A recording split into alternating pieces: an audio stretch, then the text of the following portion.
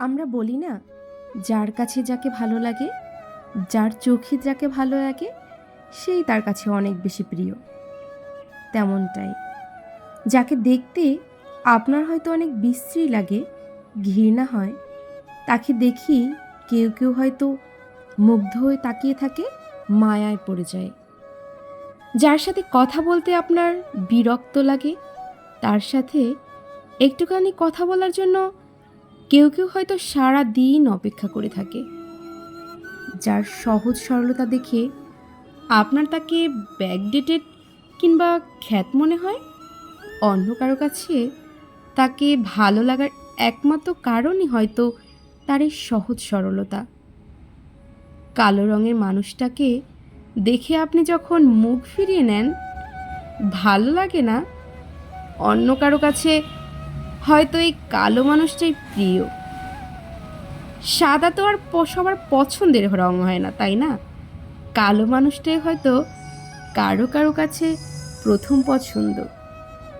আপনার কাছে যেমন good look, dress up, Glamour প্রথম প্রায়োরিটি, অন্য কারো কাছে হয়তো মনের সৌন্দর্যটাই প্রথম প্রায়োরিটি। আসলে একটা কথা জানেন কি, একটা মানুষ কখনো সবার কাছে ভালো হতে পারে না। আবার একই সাথে এটাও সত্যি, একটা মানুষ কখনো সবার কাছে খারাপ হয় না, সবার অপছন্দের হয় না। প্রত্যেকটা মানুষই কারো না কারো কাছে তার প্রিয় ব্যক্তিত্ব। যেমন যেমন তাকে ঠিক তেমনভাবেই ভালো লাগার কেউ না কেউ ঠিকই আছে। আমরা সবসময় সুন্দর খুঁজি, তাই না? বিয়ের জন্য সুন্দর মেয়েটাকেই খুঁজি, কিন্তু কখনো কি দেখেছেন কোনো অসুন্দর কিংবা কালো মেয়ের বিয়ে হয়নি, কিংবা তারা সুখী নেই? তারাও কিন্তু সুখী আছে।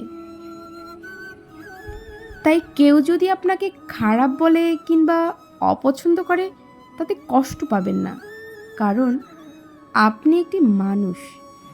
আপনি কখনো সবার পছন্দর হতে পারবেন না, এটা খুব স্বাভাবিক। আবার সবার কিন্তু অপছন্দেরও না।